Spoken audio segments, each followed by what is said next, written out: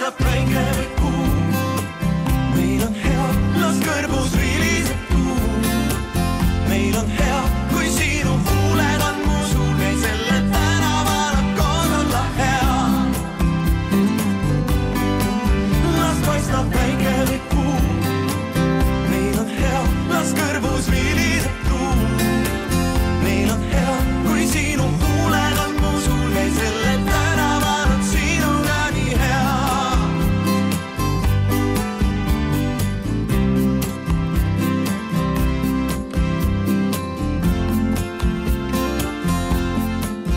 Tere õhtust! Käes on 5. juuni ja imeilus Eesti suveilm. Tänane suvestuudio nädal läheb eetrisse Tallinna vanalinnast. President Arnold Rüütel ja proua Ingrid Rüütel andsid suvestuudiol eksklusiivintervjuu, mida nüüd vaatamegi.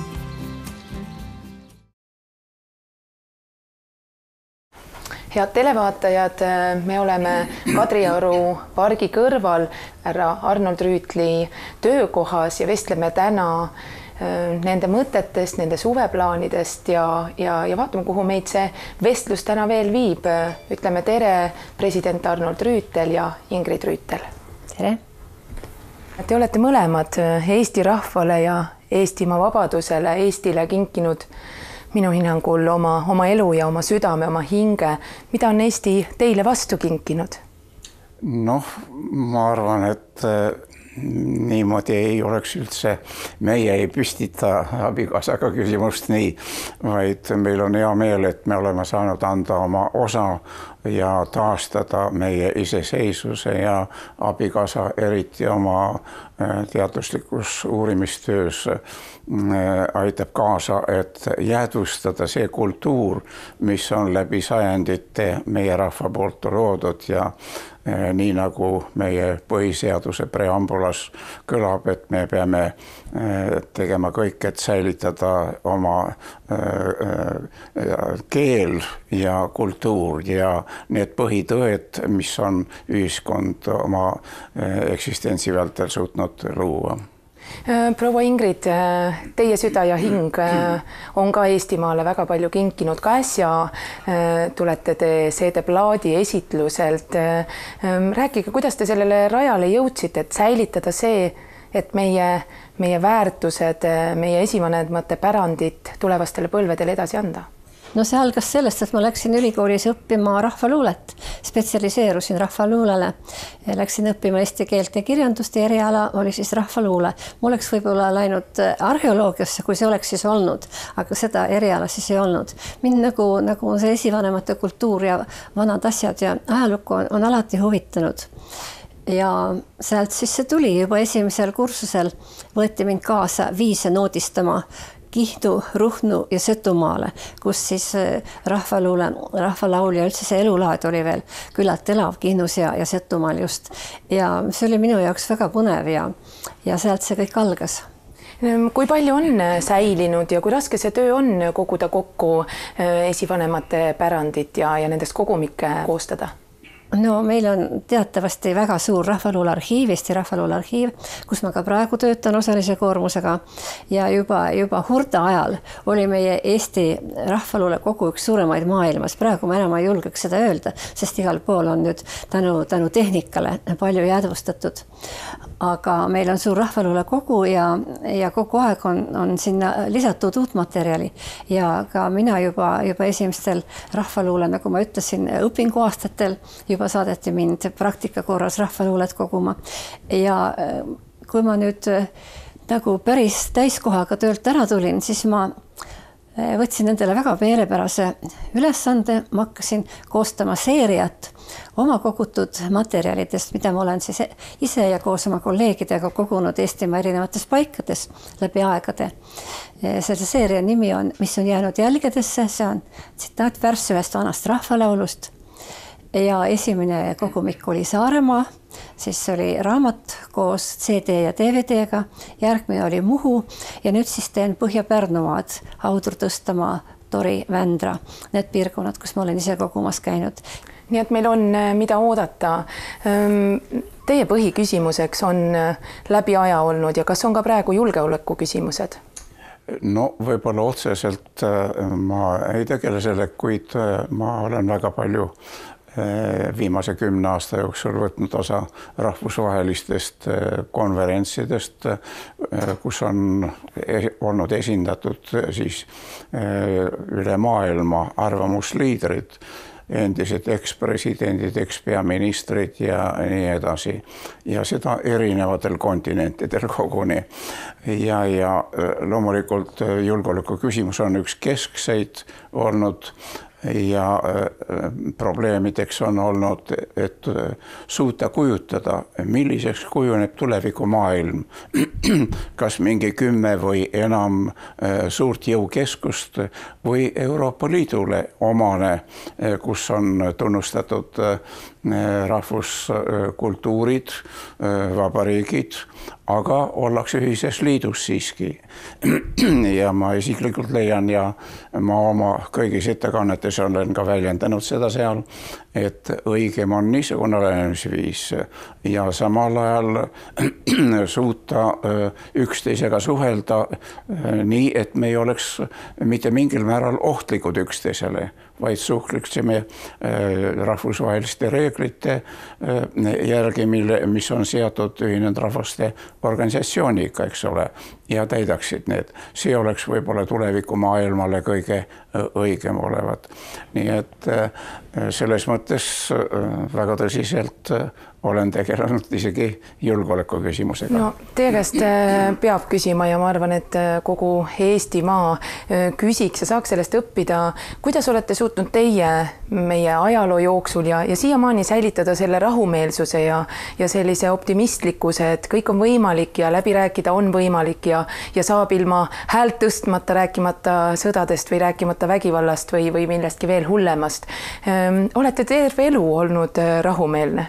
No ma arvan, et teatud rahulik meel ka kõige raskemates olukordades, selle on kaasa andnud minu isa ja ema minule. Ja ma julgeks öelda, et suurel määral see külaühiskond, milles ma kasvasin ja see kodu eelkõige, et kõik probleemid on võimalik lahendada, kui rahulikult ja mõistlikult üksteisega rääkida ja aru pidada. No Eestis on vahetunud ka valitsus, nüüd on uued jõud võimul. Kuidas kommenteerida praeguse valitsuse tööd? Oskavad nad rahumeelselt ajada Eesti poliitikat?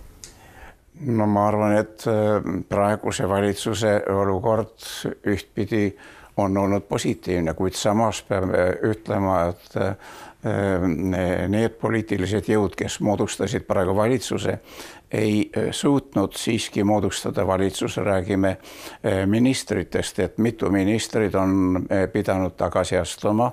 Nii et see räägib sellest, et millist väljendit kasutada, kas ei olnud nendel inimestel küllaldast elukogemust, et nii vastutusrikkale kohale, nagu on ministri koht, mis peab vedama konkreetset eluvaldkonda, räägime ükskõik kultuurist, majandusest, loodusest või mingisugusest teisest valdkonnast. Ja ma kujutan ette, et ühiskond kujutab endast püramiidi, mille aluseks on rahvas, peale selle ühiskondlikud organisatsioonid, omavalitsused ja siit edasi meie põhiseaduse järgi parlament, valitsus ja president. Ja tipus tuleb jälgida, et see püramiid oleks toimiv ja ei tekiks lünki selles püramiidis, eks ole. Ja selle peaksid tagama vajaliku kogemuse teadmiste ka inimesed ja ära oleks kasutatud kogu teaduslik potentsiaal. Ma rõhutan viimast lausa kohe, et see püramiid oleks teovõimeline. Mitte lihtsalt poliitikud. Jätkusuutlik eelkõige, eks ole. Ja sellest on tulnud vast puudu, et ei ole kasutatud seda teaduslikku potentsiaali ja seda kogemust, mis Eesti rahval on olnud ja võib-olla ministri kohale asusid inimesed, kes mitte kunagi paljud ei olnud töötanud ühelgi vastutaval kohal. ei ettevõtte tasandil ega ühiskondlikul tasandil, nii et ma arvan, selles mõttes valitsus peab tõsiseid korrektiive järgnevalt viima ja tähendab valitsuserakonnad eelkõige selleks, et see püramiid oleks toimiv ja meie ühiskond oleks jätkusuutlik. Kuidas kommenteerida meie uue peaministri tööd? Kas ta on oma tööga hakkama saanud siiamaani? No peaminister võib öelda positiivselt, ta on osanud suhelda ühiskonnas ja on avaldanud oma arvamust õieti, aga samal ajal minu poolt öeldule, et ei ole suudetud komplekteerida siiski valitsus inimestest, kes oleksid kompetentsed oma vastutusalal töötama.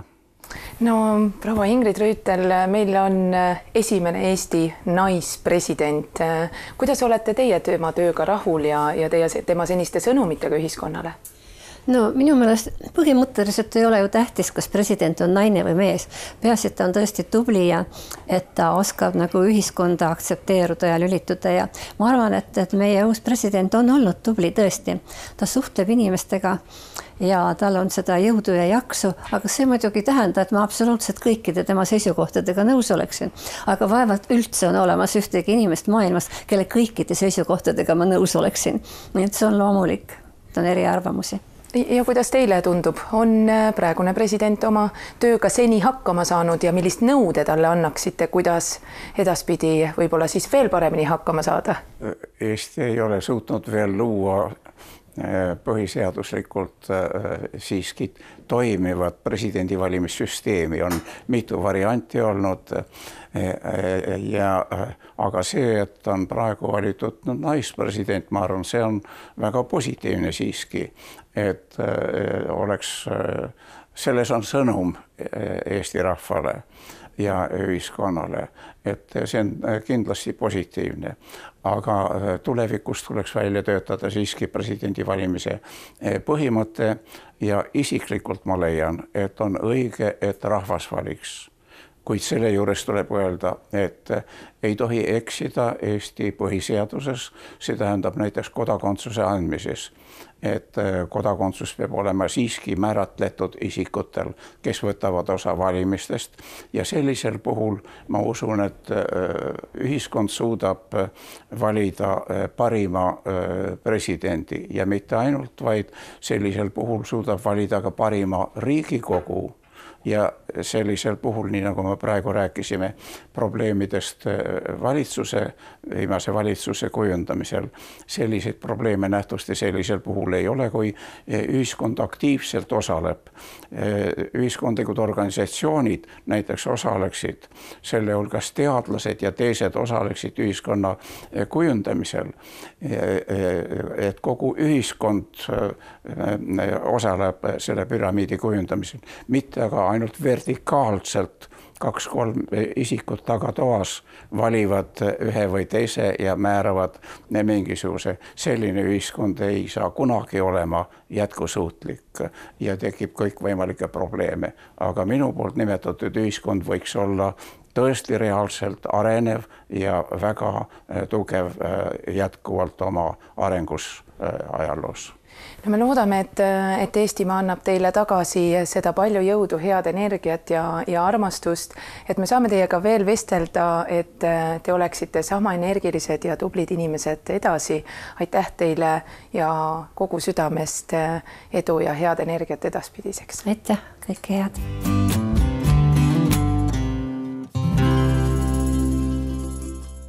Aitäh president Arnold Rüütel ning proua Ingrid Rüütel selle intervjuu eest. Aga nüüd anname sõnajärje meie reporterile Markole, kes laupäeval käis lemmikloomade rongkäigul Käpakäik.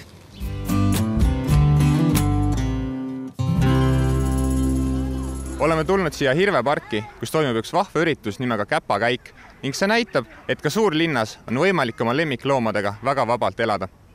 Eesti Loomakaitse Seltsi eestvedamisel juba 4. korda toimunud Eesti suurim lemmikloomade rongkäik Käpakäik kutsus inimesi üles pöörama rohkem tähelepanu lemmikloomade olulisusele meie igapäevases elus. Sellel korral on meie eesmärk ja sõnum see, et loomaga on hästi tore linnaruumis aega veeta ja väga okei on teda võtta kaasa kohvikusse, minna temaga võib-olla mõnikord kaubanduskeskusesse või toidupoodi.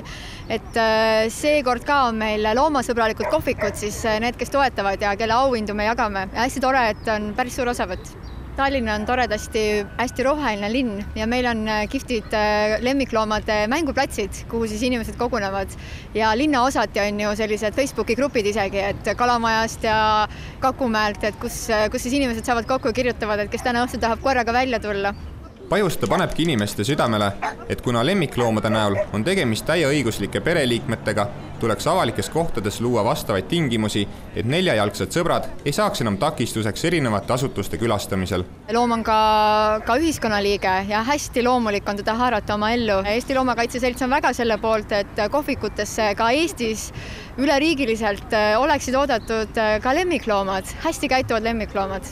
Käpakaigu ühe eestvedaja Märt Tagu hinnangul on Tallinnas rohkesti piirkondi, kus saab oma lemmikloomadega muretult aega veeta.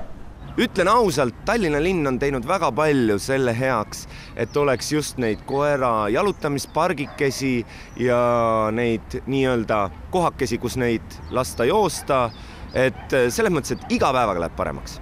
Politseipargis on üks tore park, kus käia, siis me käime Snellitiigi ääres, on väga meeldiv koht, hästi niuke, kus ma ütlen, erineva loodusstruktuuriga. Issand, Mustamäel on paar kohta, kui oleme Mustamäele sattunud. Lemmikloomade rongkäigul oli esindatud kõik võimalikus suuruses neljajalgsed sõpru, alustades väikeste sülakoertega ning lõpetades maailma suurimate tõugudega. Tegemist on Iiri hundikoertega, suurem on siis 3-aastane poisskoer Konohan ja väike on 9-aastaseks saav Stella. Ja kui raske või kerge on selliste suurte koertega siin Tallinna linnakeskkonnas hakkama saada? Erilist raskust küll ei ole, ütleme nii, et inimesed on väga uudishimulikud, aga see on selline positiivne uudishimu ja iirlane on hea rahulik koer, et temaga ei ole erilisi probleeme, et ta on väga inimsõbralik ja suudab ollegi. Kui kaua juhtkoerte koolitamine reeglina aega võtab? Põhikoolitus on kuskil pool aastat. Hiljem õpitakse veel siis vastava inimesega, kellele koer kuulub, tehakse kokkuõppe ja siis sõltub koera iseloomust, kui palju teda siis peab veel täiendama ja aja jooksul õpib koer alati midagi juurde. Kindlasti valitakse juba kutsikast peast võimalikult rahuliku koera, et ta ei ole väga kartlik ja et ta ei ole hulljulge. Ja hiljem siis koolituse käigus on hästi palju sotsialiseerimist ja kindlasti on teatud asjad, mis talle on keelatud, et nemad on praegu ainukesed sakslased, kes on juhtkoerteks koolitatud. Reeglina on enamus labradorid. Politseipargist alguse saanud rongkäik suundus haugatuste ning sabaliputuste saatel läbi linna Hirvepargi suunas, kus koertegal koerus oli üles seadnud põneva takistusraja, mille läbimist ka kõigile demonstreeriti.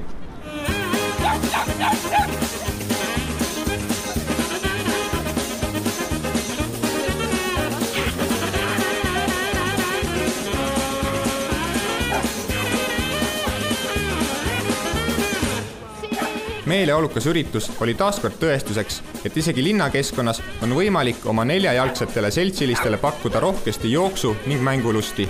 Jääb vaid loota, et lähitulevikus lisandub üle Eesti veel mitmeid kohvikuid ning restorane, kes on uksed ka meie parimatele sõpradele avavad ning neid avasüli külla ootavad.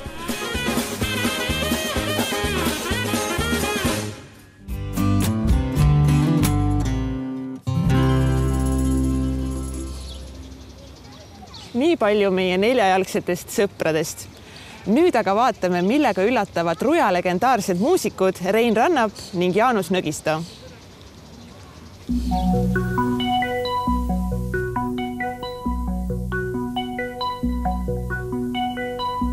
Ma kuulsin sa hüüdsid mind teisel pool veel.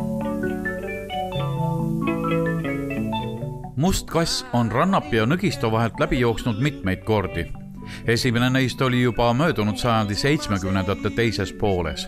kui ma kuskil 76-7. aastal äkki kuulsin raadiost, esineb ansambel Ruja, kes esitab oma uut salvestust, siis see tuli mulle ikkagi šokina, sest et mina teadsin, et ma mängin edasi selles ansamblis ja juhatan seda ja olen ainuhelilooja, ma ei olnud kuhugi sealt lahkunud, et ma kutsusin Margus Kappeli mängima klahvpille etenduses Protsess, mida tuli 100 etendust, gastrollid sellega, nad kontsentreisid.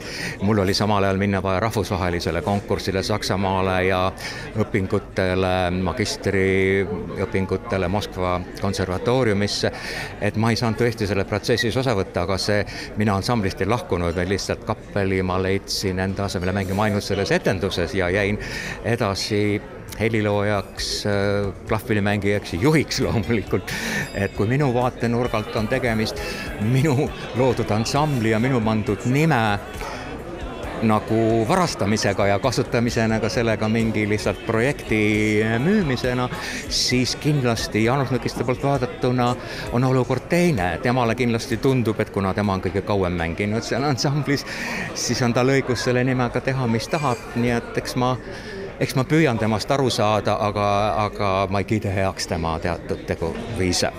Suurema osa Ruja tuntud lauludest on kirjutanud Rein Rannap. Tuli Nõgistoga on aga sama vana teema, et kes tohib kasutada Ruja nime. Rannap peab Ruja enda omaks, sest tema on sellega kõige rohkem vaeva näinud. Nõgisto on aga kõige kauem Ruja erinevates koosseisudes mänginud pillimees. Mina, eks ole, ei näe Rujat mingisuguste erinevate perioodidega, kui ma olen mänginud kõikides nendes. Ma näen seda ühtse protsessina, see on originaalne Eesti muusika, eestikeelne väärtekst ja sõnum, mida teevad vabad inimesed. Sellist muusikat ei saa teha pärisorjad, makstud muusikud, seda saavad teha vabad inimesed. Ja see on ka põhjus, mis pärast see väljakutse mulle praegu sümpatiseeris. See on põhjus, mis pärast ma olen nõus üle elama ka täiesti vältimatut konflikti seisundit Reinuga. Mina pean Rujat nagu õige mitmete inimeste ühisloominguks. Ja ta on muutunud omamoodi ka teatud põlvkonna südametunnistuseks. Nii või teisiti, mõlemad mehed on leppinud sellega, et neil on eriarvamusi muusikast ja erinevad nägemused mitmeski osas. Õnneks on aga mehed leidnud üksmeele selle suviseks kontserdiks lauluväljakul. Ma arvan, et meie muusika kindlasti sobib väga hästi sellele kuupäevale, kuivõrd kõige pimedamas stagnatsiooni ajal meie naiivsete noorukitena ikkagi uskusime, et midagi muutub ja midagi on võimalik murda ka oma pisikese tegevuse kaudu ja tegime seal ideoloogiliselt vastaseid laule ja muuhulgas ka rahvuslikke laule. Nii et need kindlasti kokku sobivad väga hästi, need kuupäevad. Kui kiiresti tuli sinult see jah? Loomulikult ma mõtlesin, minu eest jooksis läbi terve mängufilm, eks ole, sest ja see ei olnud tingimata alati rõõmus, lõbus ja äge. Ando Runnal on kunagi öelnud, et kirjutanud õigupoolest, et egas kunst ei ole elu, kunst on ainult vahtsupi peal, aga teinekord võib juhtuda niimoodi, et see vaht keeb väga tugevalt sinna supi sisse ja paraku on minuga see nii juhtunud. 20. augustil on palju aega, me jõuame vaielda, kokkuleppele jõuda väga paljudes asjades, aga üks asi, milles me leppisime kohe kokku, et me teeme selle kontserdi, me oleme koos laval, meid külastavad erinevad lauljad, erinevad Ruja endised muusikud, erinevad tänapäeva noored muusikud ja mul saab selle üle ainult hea meel olla. Kuni pimedaks läheb maailm.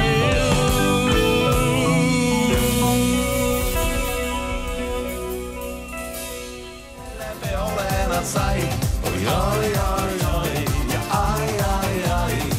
Homses Suvestuudios on külas legendaarne Karl Madis. Me üritame teha muusikat, mis peaks igal ühele midagi pakkuma.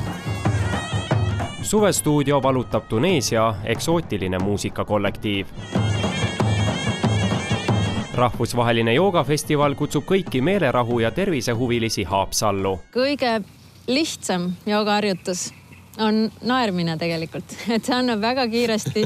See tuleb meil väga hästi välja. Hetked on head mul looja. Eestile Eurovisiooni võidu toonud Dave Bentonil ilmub uus singel. It's a happy love song. Ja anna mul jõud, et teha saan heaks, et ammused vead. Las paistab päike. Sellised põnevad teemad ning persoonid meid ees ootamas ongi. Kohtume kõigiga homme, ikka kell 20.30 ja Suvestuudios. Ilusat õhtut!